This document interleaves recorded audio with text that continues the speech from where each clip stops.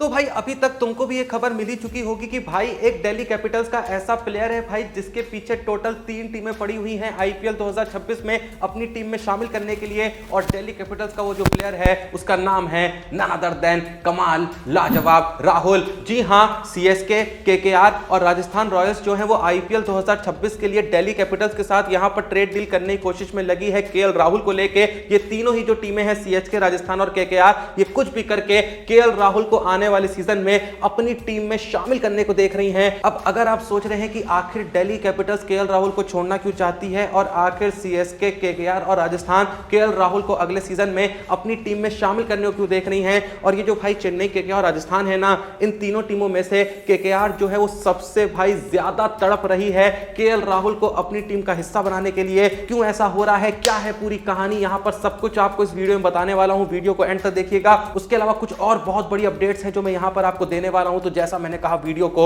एकदम एंड तक देखिएगा। सबसे पहले अगर बात करें इस बारे में कि क्यों आखिर केकेआर वाले या फिर कहे राजस्थान वाले या फिर चेन्नई वाले केएल राहुल को अपनी टीम में शामिल करने को देख रहे हैं, तो भाई रीजन बहुत ही साफ है। जिस तरीके से पिछले सीजन में केएल राहुल ने परफॉर्म करा था, जिस तरीके से उन्होंने 13 मैचों में 539 रन जड़े थे, 112 का हाईएस्ट स्कोर रहा था, 53.90 की एवरेज, लगभग 54 की एवरेज रही थी, स्ट्राइक रेट भी लगभग 150 की रही थी, एक शतक लगाया था, 3 अर्धशतक लगाए थे, 52 चौके लगाए थे और 21 छक्के जड़े थे। यानी बैटिंग में उन्होंने बवाल मचाया था। बहुत से मैचेस उन्होंने दिल्ली कैपिटल्स को जिताए थे। और साथ में केएल राहुल जो हैं एक कप्तानी वाला दिमाग लगाते हैं, भले ही पिछले सीजन में दिल्ली कैपिटल्स की कप्तानी नहीं कर रहे थे। और भाई भूलो मत, केएल राहुल जो हैं भाई वो एक कमाल के विकेटकीपर भी हैं। तो ऐसे में जिस भी टीम में केएल राहुल जाएंगे उनको सिर्फ एक अच्छा बैट्समैन नहीं मिलेगा, उनको एक अच्छा ओपनर मिल सकता है अगर उनसे ओपनिंग कराना चाहें, उनको एक अच्छा मिडिल ऑर्डर बैट्समैन मिल सकता है अगर केएल राहुल को वो as a middle order batsman इस्तेमाल करना चाहें, साथ में एक अच्छा विकेटकीपर मिलेगा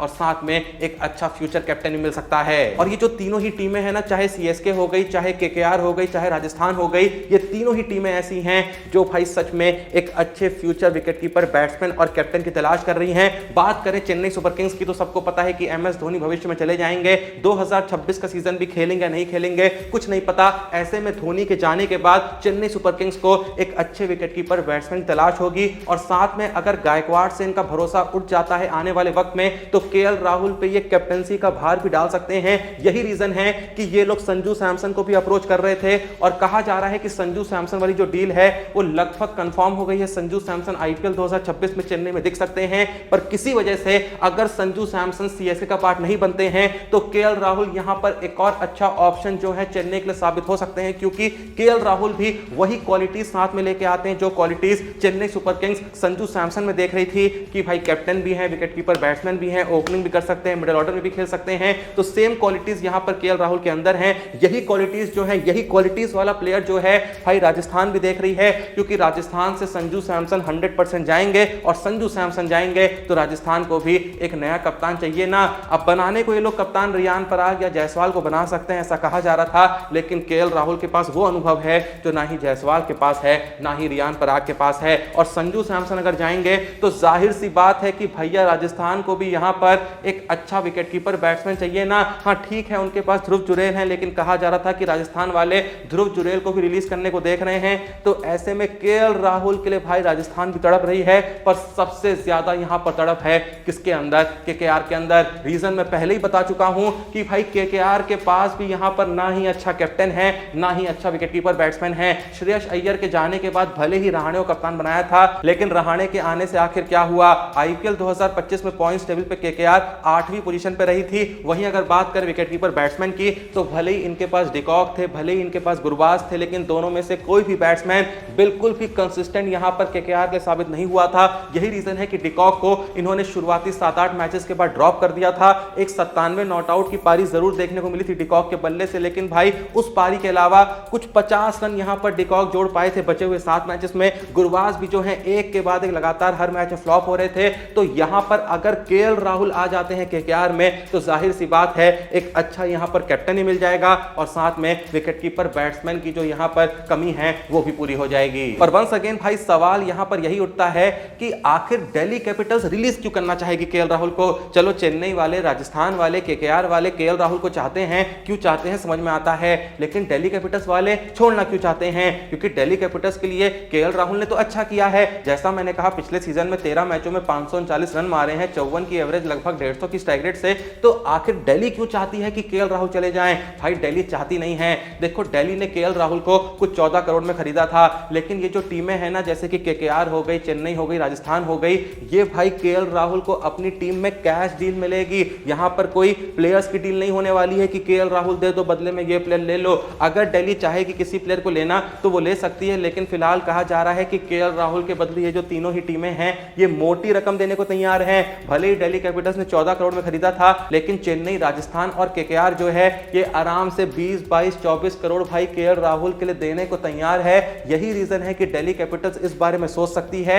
और भाई देखो 20, 22, 24 करोड़ ना यहां पर चेन्नई, केकेआर और राजस्थान वाले ही दे सकते हैं, क्योंकि भाई इनके पास ऐसे प्लेयर्स हैं, ऐसे बड़ी रकम वाले प्लेयर्स हैं जिनको वो रिलीज करके अपना बजट यहां पर खाली कर सकते हैं और उस बजट का इस्तेमाल जो है केएल राहुल को खरीदने के लिए कर सकते हैं। क्योंकि भाई देखो केकेआर वाले वेंकटेश अय्यर को रिलीज करेंगे, जिनकी रकम लगभग 23.75 करोड़ थी, तो वहां से बजट खाली हो जाएगा। उसके अलावा रसल वगैरह को भी ये लोग रिलीज करने को देख रहे हैं, ऐसी खबर आई थी, जिनको 12 करोड़ में केकेआर ने रिटेन करा था, तो वहां से कुछ बजट मिल जाएगा। उसके अलावा बात करें राजस्थान की, तो संजू सैमसन जाएंगे तो उनका 18 करोड़ का बजट जो है वहां पर बच जाएगा। उसके अलावा ध्रुव जुरेल को अगर रिलीज करते हैं, उन पे भी बड़ी रकम खर्च करी थी, वो बजट भी इनके पास आ जाएगा। वहीं चेन्नई की बात करें तो भाई चेन्नई को तो बहुत से प्लेयर्स यहां पर रिलीज करने हैं, शायद वो पथिराना हो सकते हैं, अश्विन रिलीज होंगे जिनकी रकम लगभग 10 करोड़ के करीब थी। उसके अलावा दीपक हुड्डा, विजय शंकर, राहुल त्रिपाठी, ऐसे कई प्लेयर्स हैं जिन्हें भाई सीएसके जो है वो रिलीज करने को देख रही है। तो चेन्नई के पास ऐसे बहुत से प्लेयर्स हैं जिनके जाने के बाद चेन्नई के पास हाथ में एक बड़ी रकम होगी, जिसका इस्तेमाल वो संजू सैमसन और केएल राहुल जैसे प्लेयरों को खरीदने के लिए कर सकती है। अब ये जो केएल राहुल को लेकर डील है, ये सफल होगी या नहीं होगी, क्या होगा इस डील का, ये तो वक्त ही बताएगा। लेकिन जो भी ये वीडियो देख रहा है, क्या आपको लगता है कि दिल्ली कैपिटल्स को केएल राहुल को रिलीज करने की गलती करनी चाहिए? क्या आपको लगता है कि यहां पर चेन्नई सुपर किंग्स कह लें या फिर केकेआर कह लें या फिर राजस्थान कह लें, इनको केएल राहुल के लिए जाना चाहिए? और कौन सी टीम है जहां केएल राहुल के आने से उस टीम को सबसे ज्यादा फायदा होगा? हर कोई इस सवाल का जवाब कमेंट सेक्शन में जरूर देना। लेकिन अब इस अपडेट से आगे बढ़े तो भाई जहां मैंने आपको यह तो बता दिया कि अगर केएल राहुल की डील होती है तो लगभग 20-22 करोड़ की होगी, लेकिन अगर मैं आपसे पूछूं कि जब आईपीएल 2026 से पहले मेगा ऑक्शन होगा तो आखिर वो कौन सा प्लेयर होगा जिसकी सबसे ज्यादा डिमांड होगी? वो कौन सा प्लेयर होगा जो भाई उस ऑक्शन में सबसे महंगा बिकेगा? तो भाई उस बंदे का नाम ऑलरेडी ट्रेंड होने लगा है, वो कोई और नहीं, वो है none other than Cameron Green, जो कि आईपीएल 2025 में भी खेलने वाले थे, लेकिन इंजरी वगैरह के मसले के चलते वो मेगा ऑक्शन में पार्टिसिपेट नहीं कर पाए थे, उनको पहले ही बाहर कर दिया गया था।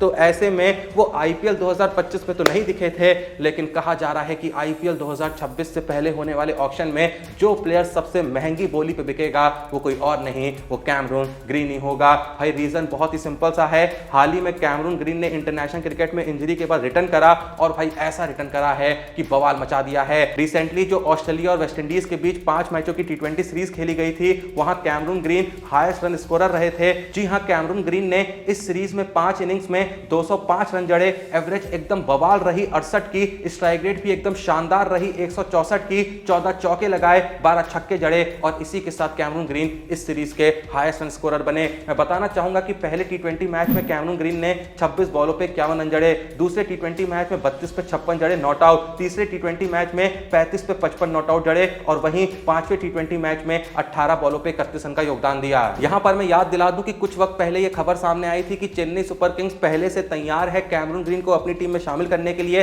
क्योंकि वो लोग सैम करन से 100% छुटकारा पाएंगे, जिन्होंने पिछले सीजन में बहुत ही बुरी परफॉर्मेंस दी थी, बहुत ही बुरे तरीके से डिसअपॉइंट करा था। तो ऐसे में चाहिए भैया चेन्नई को एक अच्छा ऑलराउंडर, ऐसा ऑलराउंडर जो कि पिछले सीजन में देखने को नहीं मिला था सीएसके की टीम में। ऐसा कोई भी अच्छा ऑलराउंडर नहीं था, खासकर पेस ऑलराउंडर नहीं था जो बैटिंग और बॉलिंग दोनों में बैलेंस क्रिएट कर सके। तो ऐसे में कैमरून ग्रीन एक अच्छा ऑप्शन यहां पे चेन्नई के लिए साबित हो सकते हैं। और जैसा मैंने कहा कि चेन्नई के पास एक अच्छा खासा बजट भी खाली हो जाएगा जब लगभग वो अपने 8, 10, 12 प्लेयर्स रिलीज कर देंगे, जो कि रिलीज होने भी चाहिए, क्योंकि वो ऐसे प्लेयर्स हैं जिन्होंने पिछले सीजन में चेन्नई का बहुत ही बुरा काटा था। और भाई भूलो मत कि कैमरून ग्रीन भले ही पिछला सीजन नहीं खेले थे, लेकिन साल 2024 का सीजन उन्होंने आरसीबी के लिए खेला था, जहां भाई उनकी परफॉर्मेंस काफी अच्छी रही थी। मैं याद दिला दूं, आईपीएल 2024 में कैमरून ग्रीन ने बैटिंग करते हुए 13 मैचों में 255 रन जड़े थे, लगभग 32 की एवरेज रही थी, स्ट्राइक रेट भी 143 की रही थी। वहीं बॉलिंग में भी उन्होंने आईपीएल 2024 में 10 विकेट लिए थे। तो भाई बैटिंग में 255 रन,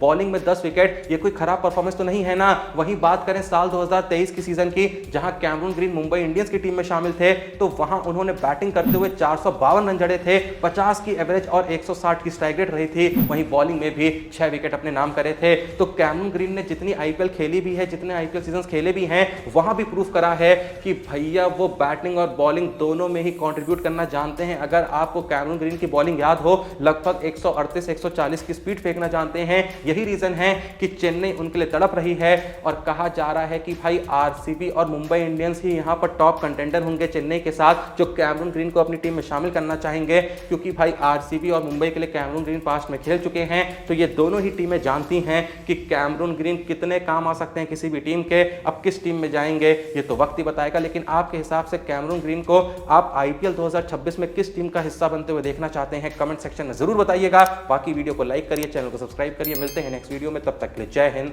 धन्यवाद।